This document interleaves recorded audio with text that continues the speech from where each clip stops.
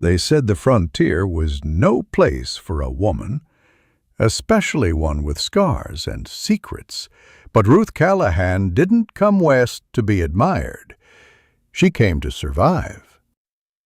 Then a quiet cowboy rode into her half-built life and saw what no one else dared to look at, the truth beneath the damage. Was it kindness or something deeper?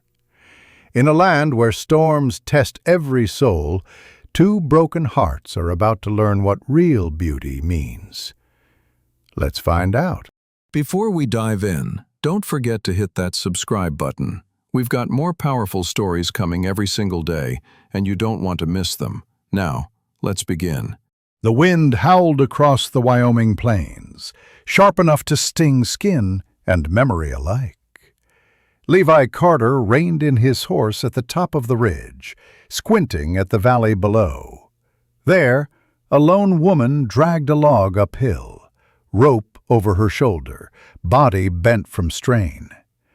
The land was wild and bare, no neighbors for miles, and she was out here, fighting it alone.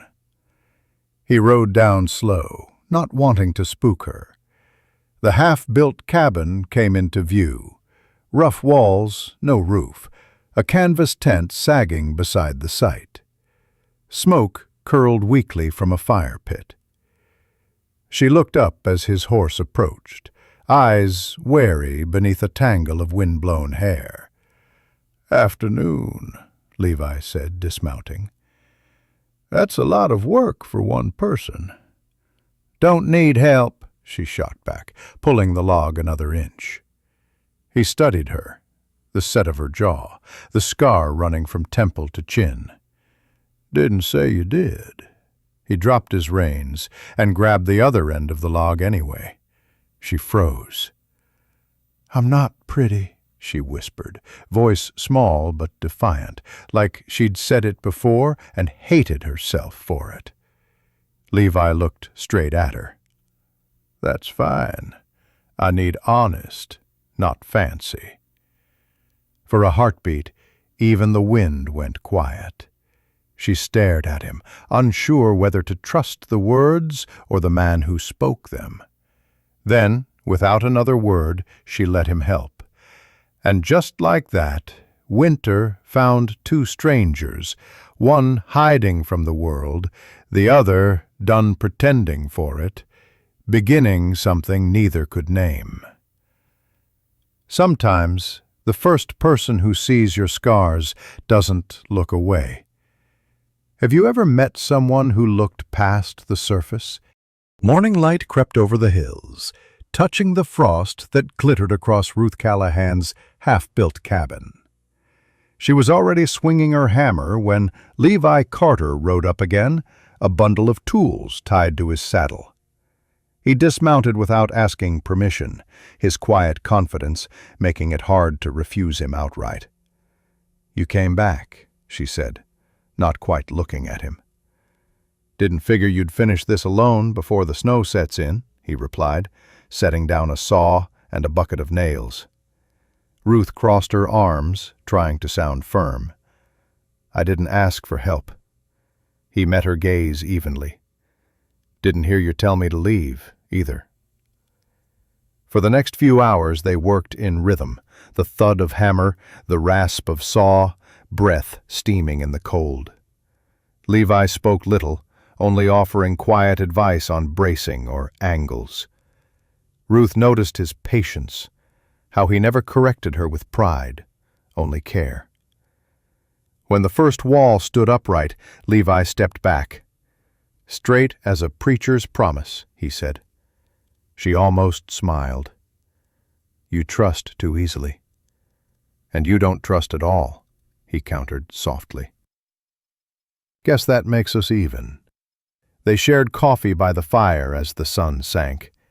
For the first time, Ruth didn't feel like a ghost among the living. There was something steady in Levi's silence, something she didn't have to earn.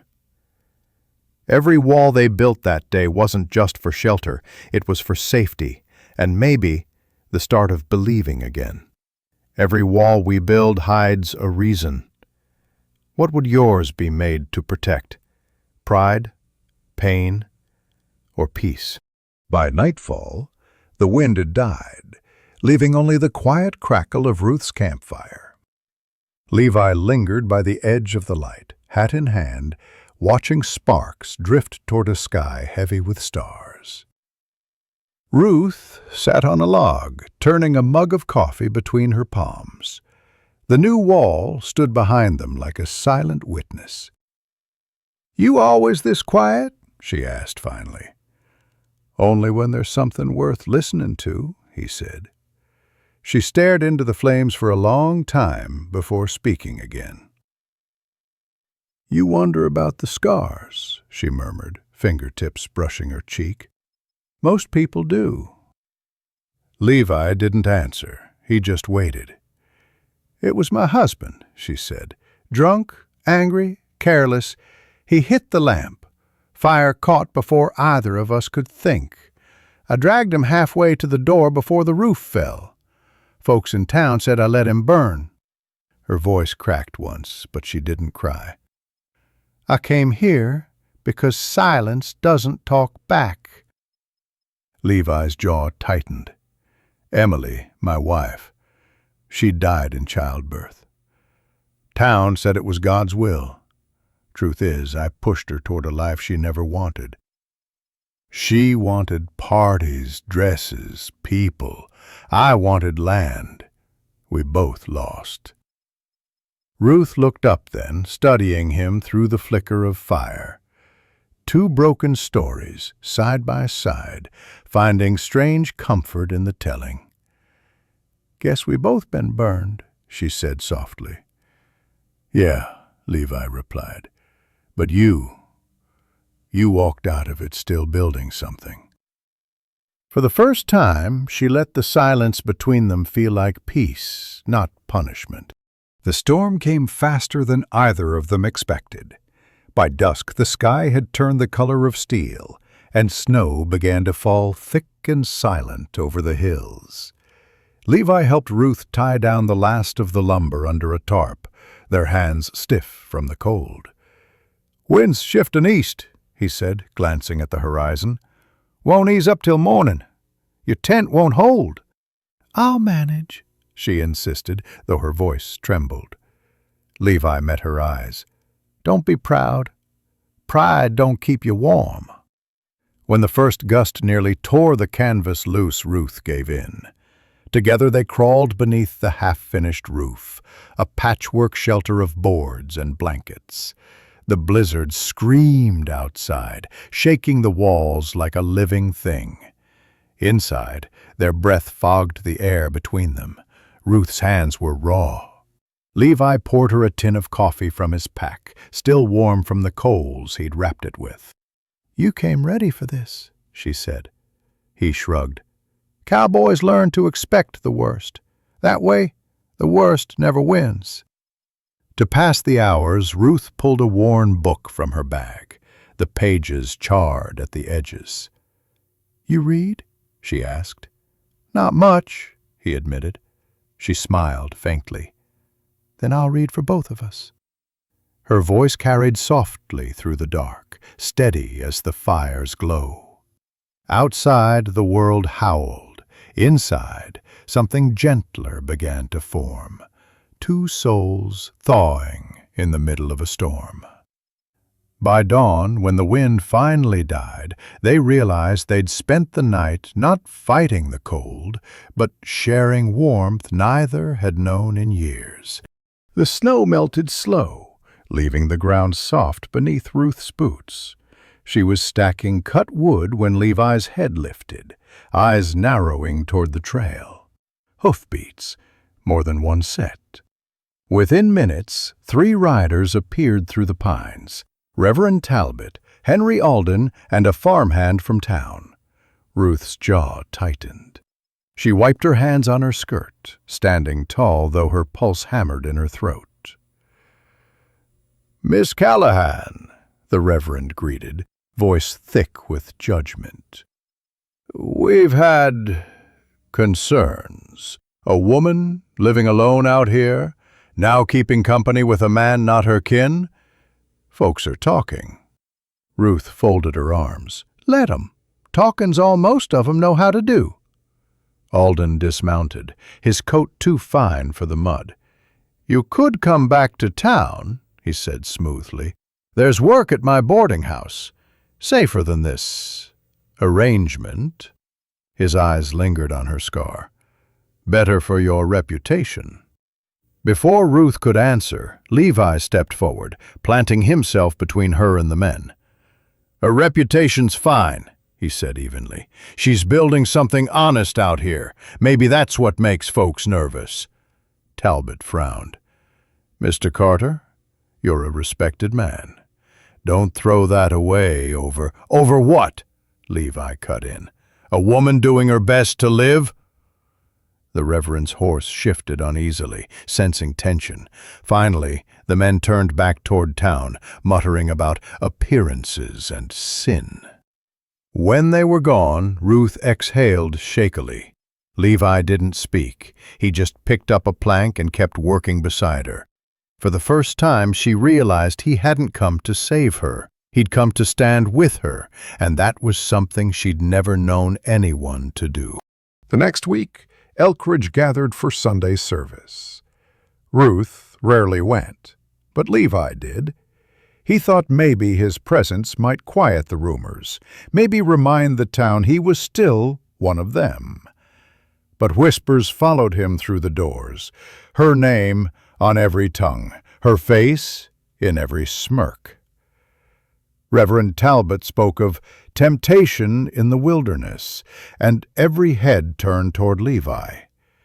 Henry Alden stood near the back, arms folded, enjoying the show. After the sermon, Alden stepped forward. Fine work you're doing out there, Carter, he said loudly, helping that woman build her cabin. I'm sure it's all professional. Laughter rippled through the pews.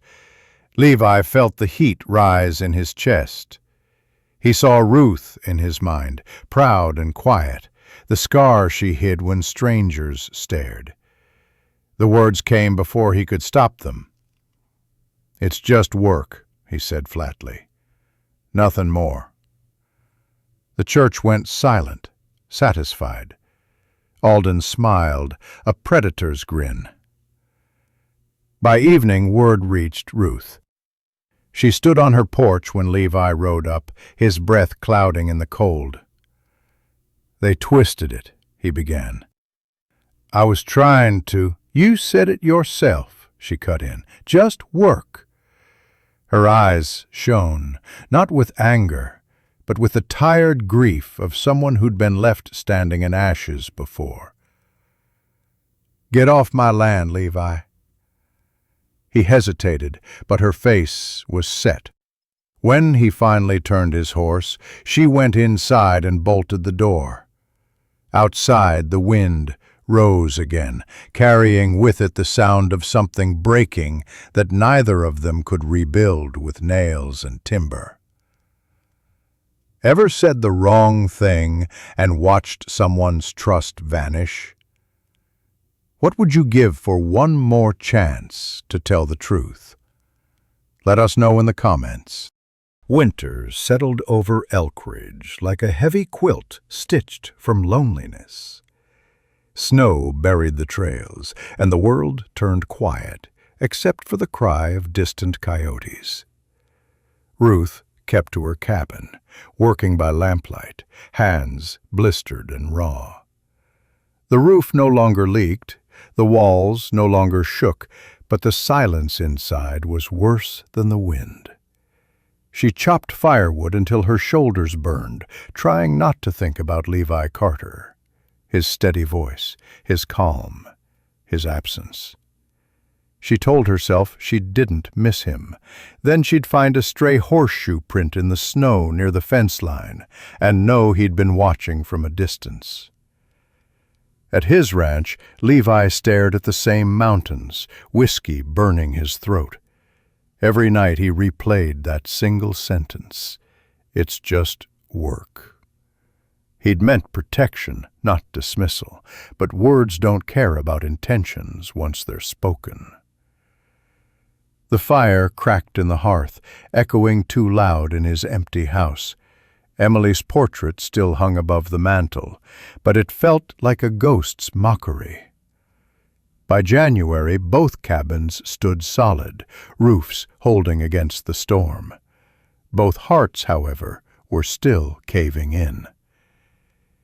Each night, Ruth whispered to the dark, "I don't need him."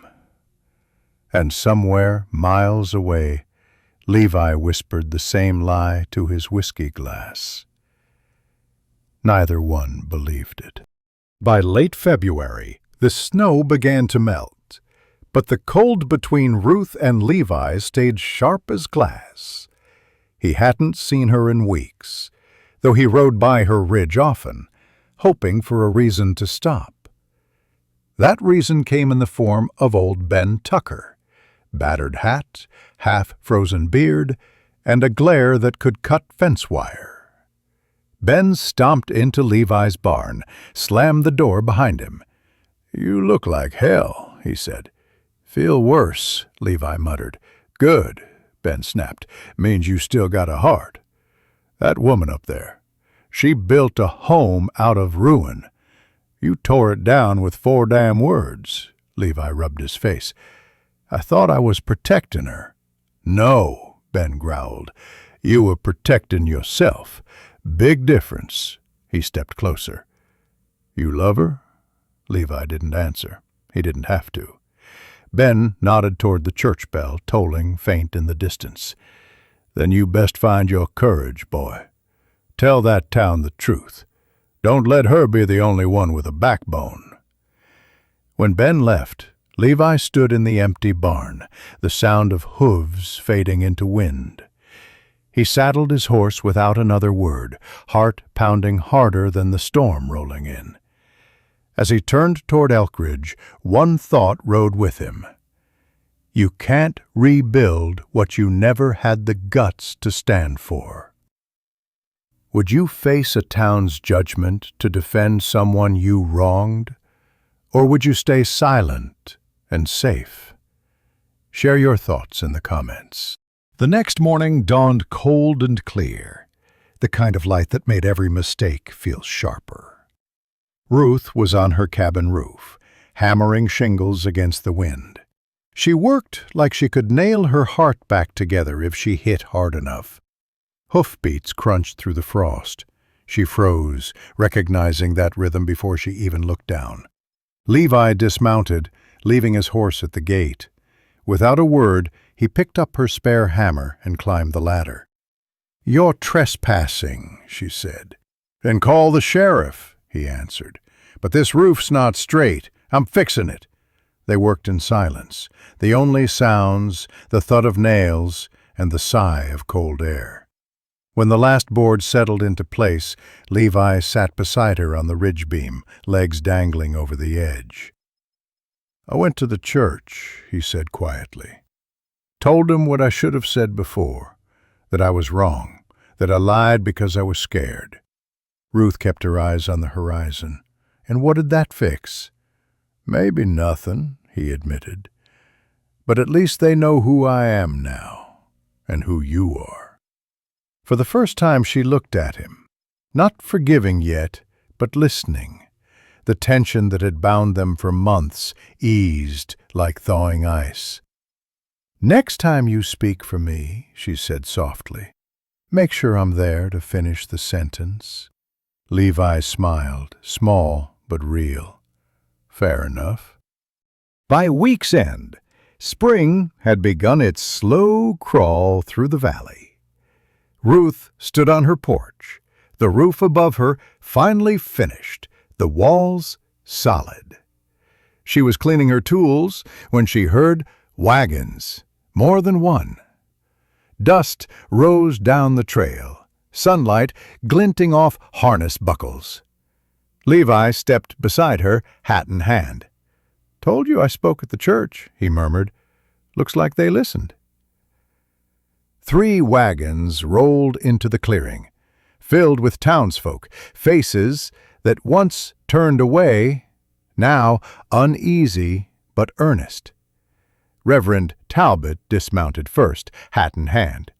"Miss Callahan," he began, "we misjudged you. Thought we saw sin, but all we saw was strength." Behind him, Henry Alden climbed down slowly, eyes lowered. "I came to apologize," he managed. Ruth folded her arms. "You couldn't see past my scars," she said. "Simple as that." "No hard feelings?" he asked. "There are none," she replied evenly. "But there's no friendship either." Levi fought back a grin. The townsfolk began unloading lumber, nails, and sacks of seed. "We figured to help with the barn," Ben Tucker called from a wagon bed. "Seems the wind's not done with you two yet." Ruth looked at the line of people, children carrying baskets, women setting loaves on her porch, men lifting boards into place. Her throat tightened. "They're not building your barn," she told Levi quietly. "They're building ours." Levi took her hand, rough palm to rough palm. "Then let's give 'em something worth raising." The hammering began again, steady and sure, echoing off the hills like the sound of forgiveness itself. Forgiveness doesn't change the past. It rebuilds the future. Who in your life deserves that kind of peace? By March's end, the last of the snow melted into the soil. The valley came alive again. Green shoots pushing through thawed earth, rivers humming with new water. Ruth's cabin stood proud against the hillside, smoke curling from the chimney. Beside it rose a barn that smelled of fresh pine and hay. Each morning, Ruth and Levi worked side by side. No words needed. He tilled the ground while she planted seeds in straight, careful rows. Beans, carrots, potatoes, and a few wildflowers she'd gathered from the ridge. "For beauty's sake," she said with a small smile. "Not fancy, just alive." Levi learned to read by lamplight, tracing the letters in her old books with calloused fingers. Ruth taught him patiently, her voice low and sure. When he finally read a line aloud, shaky but steady, she grinned like dawn breaking. Sometimes neighbors from town stopped by, bringing bread or gossip. The same people who once whispered now called her Miss Ruth with warmth. She didn't quite trust it yet, but she didn't turn it away either. One evening, they sat on the porch watching the sun sink behind the mountains. Levi glanced at her, hat tipped low. "You think it's over?" he asked. Ruth looked at the rows of green just beginning to sprout. "No," she said softly. "It's just starting." Spring settled over Elkridge like a blessing. The hills blushed green, and wildflowers painted the fields in color. Ruth sat on the porch, mending Levi's shirt while birds chattered in the budding trees. The cabin was quiet, peaceful, a far cry from the wreckage she'd once lived in. Levi came up from the barn, dust on his boots, sunlight on his shoulders. He stopped at the steps, watching her with that quiet, steady gaze she'd grown used to. The kind that saw everything and judged nothing. "Garden's taken root," he said. "So are we," she replied with a soft smile. He hesitated, then knelt, awkward and earnest. From his pocket he pulled a small silver band, old, worn smooth by time. "Was my mother's," he said. "She always said to give it to a woman worth the work. I reckon I found her." Ruth's throat tightened. "I'm scarred, Levi. I'm stubborn. He shook his head. "You're honest. That's what I prayed for." She looked down at him, this man who'd stood in her storms and stayed. Slowly, she nodded. "Then honest is what you'll get." He slipped the ring on her finger. The mountains caught the last light of day, and the wind carried the scent of lilacs through the valley. Pretty fades, honest endures. And on that porch, two souls found both. Years later, travelers passing through Elkridge would see a small cabin standing strong against the wind, wildflowers blooming where ashes once lay. Inside, laughter drifted through open windows, and two coffee cups always sat side by side. They said the cowboy never left her side again, and the woman who once hid her scars no longer needed to, because love, like the land, doesn't ask for pretty. It asks for honest. Thank you for watching till the end. Don't forget to subscribe for more stories like this. We'll be dropping brand new powerful stories every single day. See you on the next one.